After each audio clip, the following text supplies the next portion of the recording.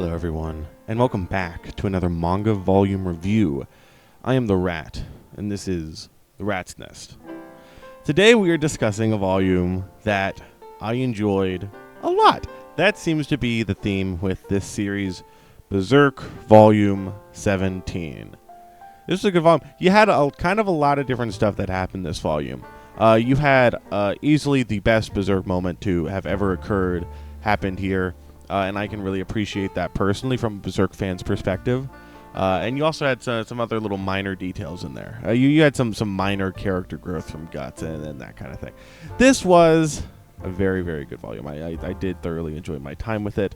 I read it very quickly, and then it's been a day or two since I read it because I haven't had time to record. But here we are. Here we are talking about Berserk. So, without further ado, let's get into it, right? Let's get into it. So the first little section that we have here is we got Nuts in his little prison thing, right? He's been captured by the Knights of the Holy Chain, who were led by Farnies, right? That kind of thing. And he's kind of trapped and the demons are starting to come. But here comes Puck, right? My guy, my favorite character from Berk. Love this guy, the Puck. He's great. He has the little keys. There's some fun little stuff here. Any scene with Puck in it is great. I love little guy. I love seeing him. I love the way Miura draws him. It's based. He is such a neat little critter, and to see how his relationship with Guts has evolved has been really fun. He isn't in a ton this volume, really. He kind of shines a little bit more with Erica later on, but he's not in it a ton. But it's a fun little thing, right? You got Puck's here. He frees Nuts, and then Nuts goes, he's like, I gotta get my stuff back, and Puck is like, oh, I think it's in the leader's room, and he goes in there, and he sees Farnies, and she is getting a little freaky, one could say, and she seems to be enjoying it a little bit, which is odd. This Farnies lady is kind of sus a little bit, to use a rather antiquated term. It's interesting her little character arc has been. So Nuts knocks her out, gets his stuff back, kidnaps her. The rest of the thing notices, and he's like, I'm going to set her on fire. All right, so he's running. The blonde guy runs after him, but he sees all the demons. He's like, huh, what's going on? Varnies wakes up, and he gets some fun little interactions. Basically, she sees all the spirits. She can't see Puck, which is interesting. Puck is like, people can't always see elves, which is interesting. I guess that's the part of them being more magical creatures. It's interesting that Nuts can see them. But it's just interesting little details there. And then we get to the scene. We got the dogs coming up, and they're possessed by the demons, which is that is terrifying artwork, by the way, of like these animals with human-like faces. That is terrifying artwork. Props to Miura. This is where I'll give the obligatory Berserk volume review. The art is good. I like the art. Go art, right? where I'll give the obligatory praise there, right? It just gotta happen. And it was fun. We get the dogs, and then we get none other than the Berserk rape horse. He's here. He's finally here. I've been waiting for this for so long, and to finally see the context of it was phenomenal. And what I love even more is that it's important to the plot. It's important to the plot. That is so based. That is so incredibly based that it is important to the plot. I love it. I absolutely adore it. I think that it's great. Right. So you got the horse, right? It's the human. He's terrifying. And Nuts sees it about to mount Farnies, who's getting a little freaky, right? She gets a little freaky this volume. And he remembers Casca with Griffith, and he's like, "I'm kind of mad now." He kind of goes a little berserk, for lack of a better word. He kind of goes a little berserk, and he kills. I was devastated, dude. I had just finally gotten my Berserk rape horse, and then he's taken from me. That is so cruel, I think, of Miura. Yeah, he's like, thank you for reminding me of that. This is the worst I ever feel. That kind of thing. Anyway, he fights through it, and Farnies is like, I couldn't even, all this terror. I couldn't even pray, right? You know, I call myself a woman of God. I couldn't even pray during all this hell. And I love how Nuts was like, you ready to see a miracle? Here's a miracle, right? And it's like, yeah, no, I mean, by definition, I suppose that it is in fact a miracle, right? But then you have Farnese, and she's kind of down in the dumps. And then a demon comes and tries to possess her, and does in fact possess her. Kind of gets into her mind and says, hey, you're kind of freaky, though. It ain't bad, though. It ain't, like, terrible, but, like, it's kind of bad, though. You're kind of bad, though. You kind of freaky, though, for real, for real. That's what the demon's kind of saying. And Farnese takes it to heart. She's like, yeah, I'm kind of bad, though, for real, for real. And she comes up to Nuts, and she sits on his sword, and she's like, cut me in half. It's like, okay. Like, that's kind of odd, right? Kind of strange, if you ask me, but all right. All right. Nuts is like, no. The sun comes up, the demon leaves. Puck kills it, and then Farnese is a little bit embarrassed. Blonde guy comes, and she's like, kill Nuts. He can't be allowed to live. And blonde guy's like, I don't think I can do that. They do have a little tiny scuffle, if you can even call it that. And they're like, yep, I've done my duty. And Nuts is like, yep, see ya. So they're being chilling. And then that is the end of this little chapter of the conviction arc, and starting the next one. So this entire thing, obviously you got the horse, right? Funny Berserk horse, right? But I really enjoyed getting to see Farnese' character here, where she's kind of beginning to question her faith a bit. And it's the question also of how deep she was in her faith to begin with. This is what we saw last volume with the Knights of the Holy Chain, being more naive and barely really even in army, that kind of thing. And, it's very likely that Farnese, and we know that she had never, attacked anyone with her sword before, i.e. last volume. So this is probably the first time her beliefs are ever being tested or questioned, right? And so it'll be interesting to see how she grows from this with the challenges that are being presented to it, whether she grows in her faith or abandons it. It's gonna be very interesting, and especially how she contrasts to Nuts in that, where he's like, look, yeah, I mean, gods do exist because I'm trying to kill them. I'm trying to kill the god hand, who are pseudo gods, demons. It's an interesting little thing here. I really do like the way that her character was presented. Obviously, Nuts being reminded of Casca's rough handling by Griffith, to put it a little heavily. I don't really want to overstate it too much, but it was a little bit rough. Just all in all, this section was really enjoyable. Got the horse. What can I say? We got the horse. We do in fact got the horse. Then after that, right, we got some other stuff happening. We have in Midland, there's plays going around. This is interesting. There was a dream everyone shared of like destruction and then a white hawk. It's interesting. Griffith, right? So it's like, does Griffith have some kind of dream power that was put here, or is this related to the prophecy of the Hawk of Darkness that the Holy See was investigating? It's going to be interesting to see kind of how this point plays out. I see a couple things. There's some plague spreading. One of the God Hand is coming through the plague. Interesting. So, maybe at least the plague is probably the work of the God Hand. Maybe the dream is as well. I don't know. We also get to see here that the king is dead. Charlotte is none too happy about becoming queen, and is none too happy to be around her father whatsoever. His little death scene was interesting. It is interesting to get back now to these characters from Golden Age, and specifically kind of older Golden Age, and to see them again now post Golden Age, post now that we're in Conviction, right? It's very interesting. I am quite. It was cool to see.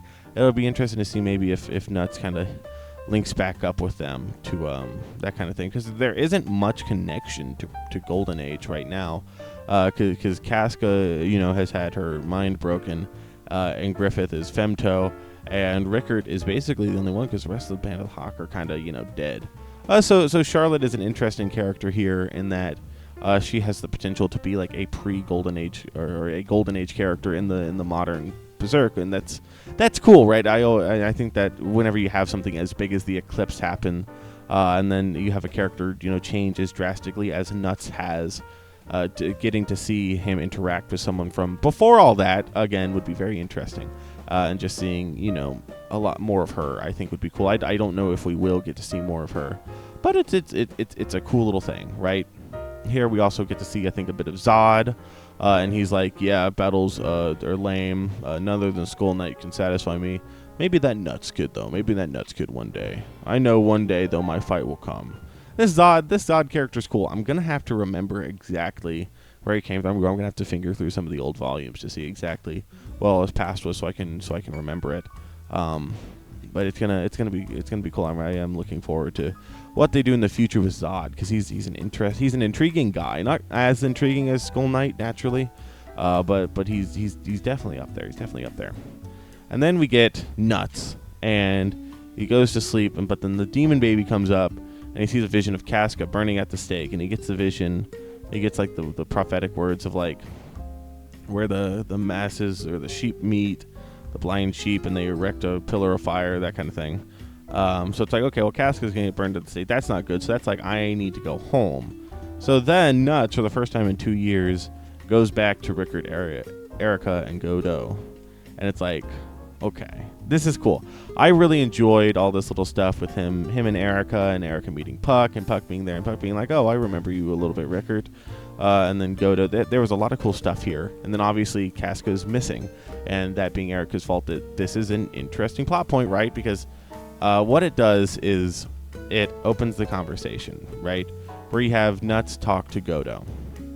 And Godo's like, look, what you've done, Nuts, is you've run away from suffering. You've run away from Casca, right? And you've run into hatred. You're using your hatred and your war as an excuse to ignore your suffering. And he's like, that's no way to live. He said, you're going to destroy yourself like that. You can't just ignore this. You can't just cover it up. Your hatred is a coping mechanism. And that's very interesting, because you don't think about it like that, right? That's not something that I think people really think about is how that can, be a mechanism like that. That hatred. But it's like, yeah, that's exactly what Guts did. He avoided the problem. He left Casca with Rickard and Erica to go and on his own, selfishly, to, exact his revenge. He's like, he's like, you had Casca here. He said, you can't talk to Rickard. Rickard's been here. He's moved on in his own way, right? He's dealt with everything. We see Rickard has forged swords and has made graves, pseudo graves for the Band of the Hawk, right? With the swords that he's made. And it's like, Rickard has dealt with his pain in his own way, and he's moved on, and he's strong for that. He's like, you can't talk bad about Rickard. He said, it's because you haven't. He said, you've been using your hatred as a crutch, and you've been running away into it. And I really, really like that perspective, because Godo is a really cool character in that, and also just his wisdom and everything. It's very cool. And Nuts is like, and this is kind of valid in of itself. He's like, how could I expect anyone to understand? And we get to see just how he's like they were all squashed like bugs without warning, without respect. They were all slaughtered, right? There was nothing there. And so, getting Nuts' perspective on that, yeah, I mean, he has his reason to hate that. But it's also like he did run away into it. He did use his hatred as that crutch to, give him an excuse to run away from Casca, to ignore the problem, right? To ignore the hurt that it caused him. Because it hurt him pretty bad, right? Seeing the girl that he loved like that.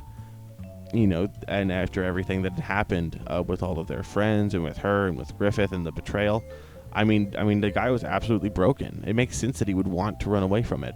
But him realizing this, I think, was extremely important, right? And he goes back and he's thinking through all of it, and he's like, I guess I did run away from it. And he gets flashbacks to when he left for the first time, and he's like, did I do it again? I had something precious to me, and I lost it again. Casca's gone now. She's been gone for a month. I have no clue where she is. He's like, I did it again. He's like, I lost something precious to me. He said, but that's not going to happen again. So this is really interesting, because this is Nuts not only realizing, right, as he did earlier, in an earlier volume, that he was like, maybe I had my home with Band of the Hawk, right? What if I hadn't left then? Would Griffith have still done what he did, right? And he's having that realization again now where he's like, I had, because back then he thought he had lost everything, right? In his mind, he had lost everything. But now he realizes he still had Casca. Now he realizes what he still had, and he's like, I did it again. It slipped through my fingers. Something that I want to protect, something that I want to have, something that I want to love. It slipped through my fingers. He says, but that's not going to happen again. And he goes out and he remembers what the demon baby said about the stake, and he's like, is there a place like that around here? And they're like, yeah, I think there's a place with the plague survivors that are going on around here. And he's like, okay. He's like, I'm going out. Now, that's not before Godo. Well, Rickert fixes up his hand. I think maybe Godo helps. Godo kind of reforges Dragon Slayer and fixes it back up. And he's like, look, if a sword has, as long as it's got good steel in the middle, it's still good steel. If it's got a large enough crack, it'll fail, right? And then Nuts has decided he's going to set off. He's going to save Casca. He's not going to let it slip through his fingers again.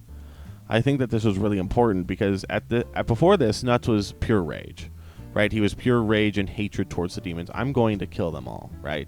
I'm going to murderize them. They're dead, right? I'm killing you. I don't care. My sole focus is on killing you, right? But he realizes that in that he lost the last thing that he had, Casca. He says, I'm going to get it back. And so I think this is a really big step for Nuts, and I'm really looking forward to how he manages to get Casca back, assuming he does, right? Maybe Guts being happy is too much of an ask, but it's very interesting. I'm really looking forward to it, how it's going to play through. There's one final thing that happens this chapter. We get a little section where we see that Farnes and the Knights of the Holy Chain have been unassigned from finding the Hawk of Darkness because some of her men died, which is like, well, I think that does a good job at portraying the hypocrisy present in like commanders like that, where it's like, what did you expect? That you expected them to go after a demon of prophecy and to not lose anyone from a knight corps that hasn't even been trained. That kind of thing. And Farnes obviously isn't too happy about that, but they get the job of guarding some bishop, some priest or something, who has some freaky looking guards, and he himself gets a little bit mad and kind of kills someone a little bit, and he's like, and he gets attacked, and he's been a bit mean, but the Holy Knights stop him. He's like, Farnes, what should we do? And she's like, give him the wheel. And he's like, oh, I shall give him the wheel then. And then he gives him the wheel by like breaking their arms and leg off with the wheel, and then strapping them to the wheel, and then putting the wheel up in the air. And Farnes is kind of into it. Huh. This chick kind of crazy. I'm not going to lie. I won't lie to you here. I'm not going to sit here and lie to you here. This chick is a little bit crazy. Just the tiniest bit crazy a little bit. Right? A little bit crazy. She's kind of into it. And then we see one of the guys trying to get away. Who else tries to, like, comfort him, right? Other than Casca. There's another girl. They're like, oh, no, she didn't mean anything by it. Kind of protecting her, and we see Casca here. Her hair has grown out. She looks like she did in Nuts' vision when they were burning her at the stake. Uh-oh. Stinky. That is an old meme. That just came to mind. That is an old meme. But yeah, and then that will lead us into next volume, volume 18, which is the last volume in Berserk Deluxe Edition, volume 6. I'm very much looking forward to it. I'm looking forward to more of Farnes and more of her development. Looking forward to Nuts and more of his development. Looking forward to maybe figuring something out about Casca. I think we're going to get a lot of good action this volume, and I'm really looking forward to all that. Looking forward to seeing Puck again. Maybe the Berserk Rape Horse comes back, but one can only dream so much, right? So, if you're this far in the video, obviously there's something you like, so make sure to like, subscribe, and leave a comment telling me what your favorite part of this volume was. Thank you all for watching. I hope you all enjoyed, and I will see you all next time. Goodbye.